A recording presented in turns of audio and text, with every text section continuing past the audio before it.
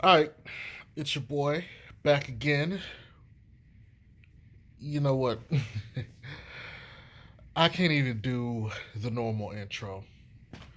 Post the stats. All right, look.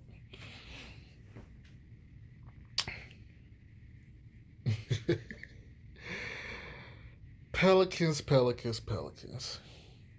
You know what's funny? OG Ricky. Anybody who follows basketball on Twitter know who OG Ricky is. I can't remember what game it was about a month ago. But OG Ricky was talking about Lonzo and the Pelicans. And I told him, I said, it don't look like the Pelicans like playing with each other. And I asked him his opinion. He was like, you know what? Some do look off with them. Last 2 minutes of the game, Pelicans basically packed it in. They were done.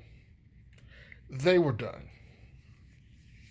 You normally don't pack it in unless you're just ready to get off the fucking court. You're just ready to get off the court. I think frustration just took over and they just said, fuck it. But I'm starting to believe maybe they don't like, yeah, I think locker room and outside of that, the guys are cool, good friends with each other, like each other. But I'm starting to think maybe they don't like playing with certain members of the team. Um, because the way that they play, there's like different versions of the Pelicans team. There's a ball movement Pelicans team. You know, like there's first quarter Pelicans team where they're like a top five team in the league. And then there's the second quarter, which is basically the bench team when they lose the lead. The third quarter is more like the, let's see how much we can, throw this game away team. And the fourth quarter is like, you don't know what you're going to get at all. Is the bench going to get them back in the game and the starters going to come in and like play solid?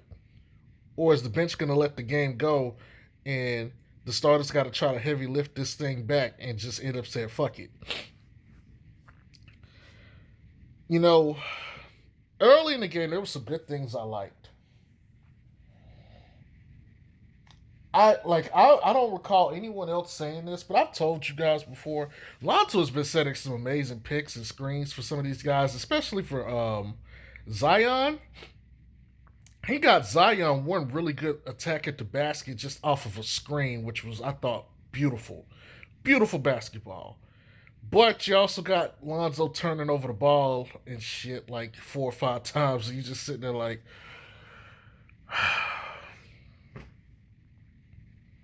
he shot 42% from three. He was 5 of 11 overall. He missed like two shots at the like layups, and I'm just sitting there like, I don't know, like, it's, use your verticality. But I really think he's not trying to dunk and risk injuring himself so he can't get paid. So I don't think he's really gonna try to leap. Bledsoe was god awful. God awful. You know it's bad when the Pelican media members who have to do the post game are sitting there tweeting he needs to be off the floor for Kira. You know it's bad. I think I saw Ali Cassell and like who else was it? And I may be wrong, but I know I saw Ali Cassell. Ali Cassell and Will Guillory, I believe, was asking why he was still on the court. They were begging for Kira. You know it's bad when the guys that have to sit there do the post game questions is asking what the hell is going on with Bledsoe being in the game. You know, and I'm gonna get on Kira in a minute because I got some stuff I need to say about that. Uh, who else? Bi had it going in the first quarter. He was solid. After that, it seemed like he just sat too long and his rhythm just went away. Like the first quarter, he was Bi. The last 3 quarters, it was just like he couldn't hit a shot. He couldn't hit shit. There was nothing like he had some good looks. It ain't like he just had some bad looks. He had some pretty good looks, even though they were getting into him, but he just couldn't knock him down. And I think Stan set him entirely too long, and it negatively affected his rhythm. Um, Bi also had some fuck ups on defense where he's just lost sight of some guys, and they got like Steve McCullough. He played with him. He played with him in the Lakers, so he know he can shoot. Lonzo did. Josh Hart. Like, there's no reason Svi should be getting open looks like he was. Svi was getting open looks because, like, well, let me not say because he was getting open looks, and it was just like nobody gave a shit. You know, Zion got cutted on several times, but Zion got 26. Oh yeah, back to Ingram real quick. Ingram played 38 minutes. 38 minutes, and he was atrocious. He was like 7 of 19 shooting, and he had 26 points. Meanwhile, Zion shot the ball 20 times, had 26 points, and he was 10 of 20. You know, freaking Bi was shooting 36%, 39%, something terrible from the field. And he was 3 of 10 from three. It was ridiculous. But Zion, was way more efficient.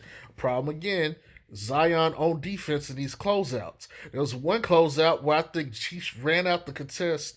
It was either Josh Jackson or Jeremy Grant. And he ran out the contest and he had his hands up. Well, no, he didn't put his hands up. And I was just sitting there wondering, like, what in the world is going on? He just ran out to contest the ball and didn't put any effort into trying to stop the ball. And so, plays like that was rampant all over this game. Steven Adams was fighting. He was fighting his butt off against Mason Plumlee, and he was seriously trying to get positioning and rebounds. He was diving for balls. He showed good effort, good energy. Um, you know, it was some communication issues there, but other than that, he played solid. He did what I expected. And so, look, the starters didn't play their best game. We had a bright spot here, but on defense, it was the same old shit. Overhelping on D and leaving guys open. You know, the contest, like, I don't, like I said on Twitter, man, I don't get how, like, maybe it shouldn't be a scheme thing. Maybe they need to work on defensive positioning. And my thing is, I'm sitting there thinking, and I'm like, why the hell would I overhelp? Why would I sit, like, okay, I could just be stupid. Maybe I could just be stupid and have low IQ and just overhelp. That's a possibility. It could be that the scheme requires them to overhelp. And I'm like, there's no way Stan would have them doing that. And so the only thing that I could come up with is this. You don't trust the other guys out there defending the ball. So you feel you got to help more than necessary, or you got to do more than necessary to make up for the lack. You got to play your homeboys' defense, your teammates' defense, and your own defense. If that's where we've gotten to, I got news for you. The Pelicans were already done, but they're beyond done. Okay? Now, let's get to the bench. JJ didn't touch the floor in the second half. As usual, not a lot to say with JJ. Um, I believe he hit a shot, but he's just out there moving slow and just I just have the feeling like, man, we should have someone like Danny Green maybe, or somebody more athletic. We could do better than JJ at this point. Um, Nikhil Alexander Walker got some run in the second half. He played with some good effort. He even got like a poster. He shot 3 shots and made all three. They were all twos. Um, Even a fadeaway jumper that was kind of difficult. Um, but he was over helping on defense. He made some low IQ plays here and there. But at the same time, he was playing with effort. So it's like part of me has to balance this out because he was really good when it mattered on offense, but he was really bad when it mattered on defense. It's like, you put the two together and it's average, and I don't know. He could be so much better. He's infuriating at times. Josh Hart, he's one of the culprits of overhelping. He does that a lot. Um, by the way, his and Zoe's defense tonight was pretty bad.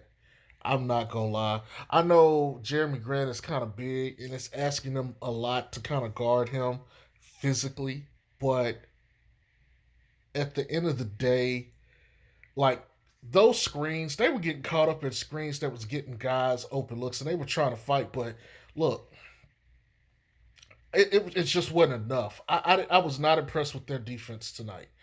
I've seen better defense from the both of them. I was extremely disappointed in their defense overall. Yeah, the entire the entire team's defense wasn't that good. Let's just be fair. But when you those two, you expect more out of than what you got. Um, and that's considering that starting unit actually had a lead in the first quarter before they actually set, and then it was I think they hung 40 on them. It was like 40-33 or 40-30 by the first quarter. And so like the bench and the starters, they did a good job in the first, getting the lead and establishing it. But after that, they just cut into it. Anywho, Kira. Let's talk about this real quick. First of all, Dennis Smith Jr. is on Detroit.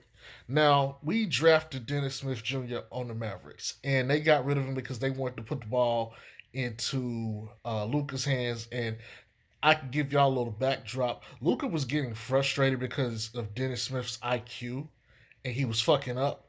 And so he was definitely not happy with him. And I think that was part of what facilitated him being traded to the Knicks to begin with. Is Luca actually didn't want him on the team because he was frustrated with his low IQ. And so now that puts him on the Knicks where he gets less time to play and yada yada yada. Now he's over here on the Pistons. And this was his third game. Dennis Smith Jr. started chirping with Kira. Kira got in his face like, you a punk nigga. Like, what's up? Don't pull that shit you just pulled. The refs even had to get in there and tell him, hey, y'all need to cut the crap. And so Kira got on him on defense like, what's up? And, Dennis made a play. And even though Plumlee or whoever blew the dunk, it's just kind of like, yeah, this scrub can't guard me. And so Kira goes down on the other end, and I think he attacks the basket, and Josh, uh, golly, what's the guy's name? Uh, can't remember. He was number 4. Josh Jackson. Josh Jackson. Because I thought Josh Jackson actually might be pretty good in the pros. Josh Jackson comes down there and blocks his shot and starts calling him all kinds of shit and talking shit to him like, hey man, you a pussy. And so he was back there talking his shit back. He wasn't gonna let them just run their mouth. And he had 10 points off the bench. He didn't play but like 17 minutes. He had 4 steals. Um, he made his presence known. he fought back. He didn't bow down, and they made sure, the announcers, AD and Joe Myers, they made sure to say, hey, he ain't, he's chirping with him. He ain't bad. But one of the things that AD said that stuck with me was this. He said, normally your veterans would go take over and not allow that kind of verbiage to continue. They would fight that battle for him, but nobody did it. No Lonzo, no Bi, no Bled, no Steven Adams, no. Really, it's not so much the starters. It was more like the Hernan Gomez's and stuff. Like nobody came in and had his back. And to me, back to my point to begin with, back when I was made that tweet to OG Ricky, it was just like, look, I don't know if these guys necessarily like playing with each other. I don't like. It's all great and stuff when it's going good, but when it's going bad, it's going bad. Like they're clearly frustrated, and I don't know if it's necessarily that they're frustrated with Stan, but I think they're just frustrated with losing. And this shit is like that shit starts to weigh on you. You play hard and all this other stuff. I get it. Detroit is like the worst team in the East, but this it's not so much that they lost to Detroit. It's losing in general and how you lose and the consistency of how you're losing. You know, it's one thing if you lose the 3-point shooting, once or twice in the season. It's another thing when every one of your losses is because teams suddenly become the Golden State Warriors of 2015, 2016. That starts to psychologically affect and weigh on you. Because as soon as another team makes a shot at the start of the game, you start getting PTSD. They be like, oh shit, here they go. Is this what we finna have to deal with the entire game? You know what I'm saying? And it puts added pressure and stress on you that shouldn't exist. It'd be another thing if, hey, you played your hardest, you played solid, and the other team just did their thing. But when you're constantly making fuck ups and they're winning, that's a whole different mental anguish that you got to deal with as a player. And so again, I don't necessarily know if these guys like playing with each other. It's just one of those things where I think, look, the guys are cool. We just don't like playing around each other. Like I'll give you an example. A lot of people want to talk about Luke, aka Fluke Walton. I gotta tell y'all something. I don't recall a time where Josh Hart, Lonzo, and Bi didn't play good defense under him. I just don't.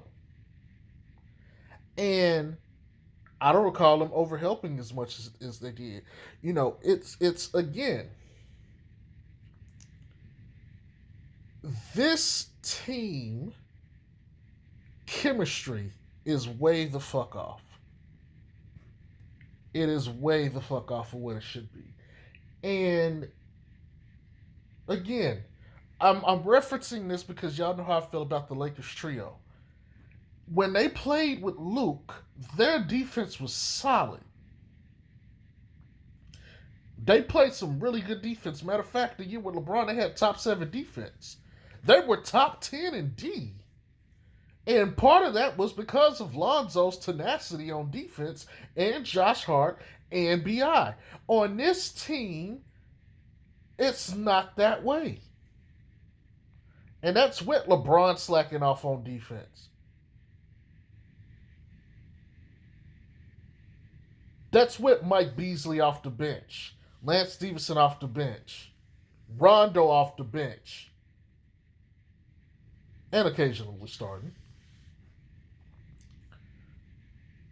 And then you got JaVale McGee as your center. And Zubac. So that this team just doesn't have it. They don't have that desire, that fight. The overcompensation to help other players, the forfeiting games just at the end because you just don't want to be on the court. Knowing what we know about some of the players and where they've come from, where they played hard on defense,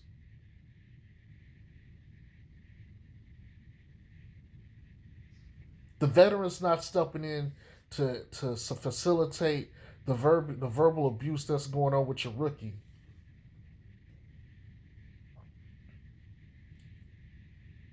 The selfish play at times. Something's not right in that locker room. And like I said, I noticed this a month ago. Within their 10 games of the season, I picked up on this. See, I'm very perceptive. I was the first one that pointed out like Lonzo sitting there with the picks. Nobody else has started saying shit about it until today. I mentioned the same thing about the teamwork. You know, I mentioned the stuff about winning Gabriel a while ago. And now I seen people talking about when is winning Gabriel going to get a chance to play. Look, I'll be watching for shit. I'm looking for habits. That's what I focus on. I'm looking for habits and I'm looking for engagement, technique, decision making. That's the stuff I'm looking for. And when I sit here and I'm constantly getting images in my head of like guys that just don't look like they are happy playing the game of basketball, something's wrong with your locker room.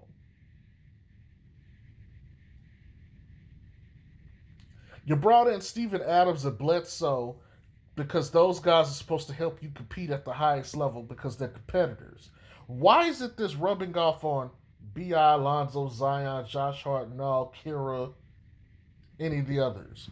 Like, what is the point of paying these guys or having these guys here with paying all this money if they're not actually facilitating change that leads to victories? That's just not good.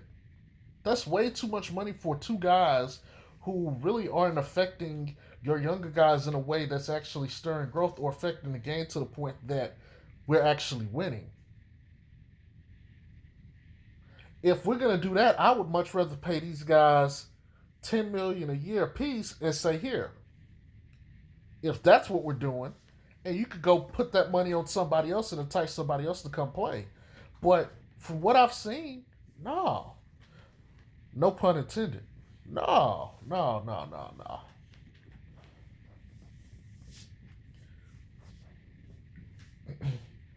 I wish I could bag Zoe up here. I wish I could back Bi, Zion, and the rest of the team. But look, y'all got to back yourselves up. You got to want it more than we do. And I've said it, man. Maybe y'all should just play man. And then that way, whoever don't guard their man, hey, that's on you. If that's the way you gonna play it, maybe y'all will put in more effort. Yeah, you gotta guard your man on defense. Not all this switching shit. Not all this we gotta communicate because y'all clearly ain't communicating properly.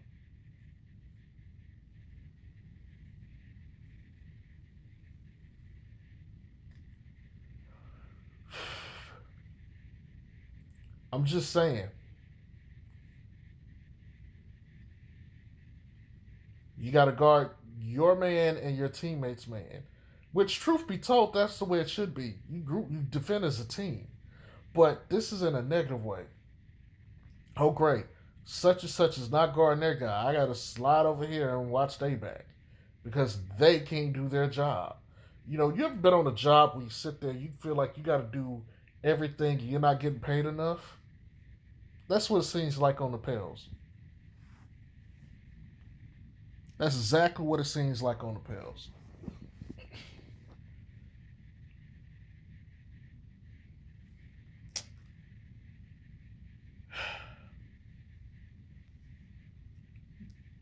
This is some bitter, bitter truth. Bitter truth. But hey, they need it. And if you're going to be a Pels fan this year, go ahead and take this medicine. Because like medicine don't always taste good, but it's good for you. That's all I got. Y'all have a good night. On to the next one. Peace.